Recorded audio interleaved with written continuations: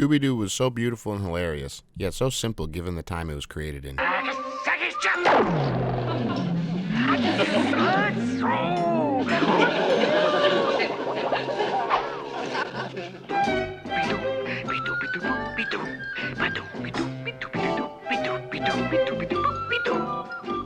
do you like that? He danced out and deserted us. Yeah, but you gotta admit, he wasn't bad.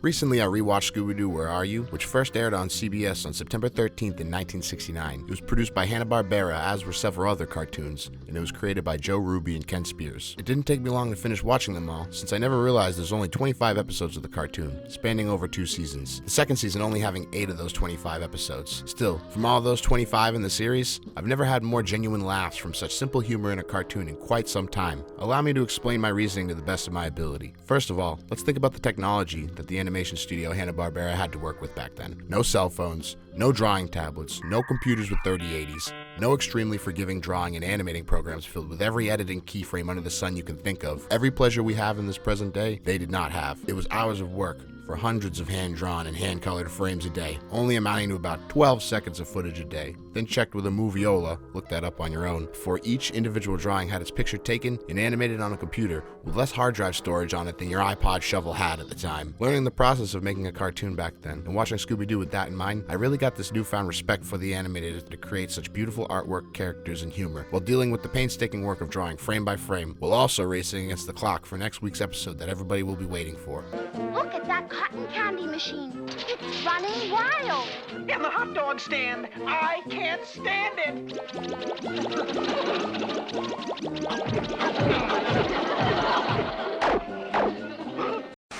Notice how I didn't mention the writing because, well, it was basically just the same copy and paste scenario with a different setting each time, along with variations in side characters, villains, and traps to capture said villains. I can overlook this though, because like I said, these 5 characters that Joe Ruby and Ken Spears created became branded icons to several generations of kids even up to this day. This cartoon gave me such a comfortable vibe rewatching it. It brought me back to that age where memories are slightly foggy, but I still remember being in my aunt's living room, watching this on the couch, and time seemed to stand still, and I didn't have the looming shadow of age and responsibility draped on my shoulders like a lead blanket yet. That's really the only difference between then and now as well. The comedy in this show is so hilarious, yet extremely G-rated. True wholesome family content, but it's not the kind that would send a cringy chill down your spine and make you feel embarrassed for yourself watching it. Scooby Doo had much more dignity than that, which is why even in 2022, where we've seen the most craziest, most amazing, and stupid and convoluted cartoons up until now, I still find much more satisfaction in the simplicity of the gang collecting clues. Glowing seaweed. It looks like you found a clue, Scooby-Doo. Did you hear that? It's coming from the other side of this bulkhead. I wonder if there's a secret entrance. Shaggy's monstrous sandwich combinations. And the sandwiches are coming up. 3 liverwursts a la mode. Let's see now. More bologna? Yeah. And some more meatloaf? Yeah. And a slug of double Dutch chocolate syrup. Like I'm sure glad he's not seeking my super duper sandwich. And the Rube Goldberg-like trap set to capture whatever ghost or ghoul was threatening the public area or state for some sort of financial gain or scam. This is what kept people such as myself coming back, even after these 50+ years of this cartoon being out. Scooby Doo, Where Are You? Started this hype train because it was literally the first creation of Scooby Doo in history that paved the way for several other versions of the show, as well as a large amount of movies too. Might I say, in my own opinion, the live-action movies were fire. Matthew Lillard was the best Shaggy. Chocolate-covered eggplant burger with hot sauce. Ra-cha-cha-cha. During my research into this, I also surprised myself to learn that the gang was seemingly younger than I initially thought, with Freddy and Shaggy both being 17, Daphne 16, and Velma 15 years old. Most of my life I've been under the impression that they were all in their mid to late 20s, just based on how they looked. Makes me question my own mental maturity seeing how well put together all these kids, who weren't even considered adults yet, were. Meanwhile, here I am sitting in my room talking about cartoons to an obsessive extent at 23 years old. Oh, my old pal.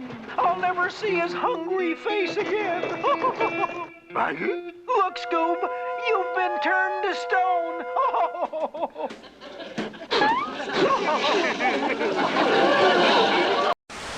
Scooby Doo, Where Are You constantly reminded me every episode as well that the true beauty of a cartoon at the end of the day is that anything is possible. The laws of physics mean nothing. Science is subjective, much more than fact in this realm. Anyone can die and come back to life. Characters are practically immortal. Every rule in real life that's unbendable can be completely shattered in the cartoon world. It's all up to the intentions and desires of the creator. Joe Ruby and Ken Spears did an incredible job with their creation that was Scooby Doo, and were able to give this great balance of kids who were cowardly and courageous at the same time, going up against monsters who in the end were real people you thought you could trust. It just goes to show that there's no such thing as monsters. Humans truly are the real monsters. I hope you guys all enjoyed watching and listening to what I had to say. Make sure to please like and subscribe, give me that algorithm favoritism, and that would be really great, and I hope you stick around for the next one. Peace, y'all.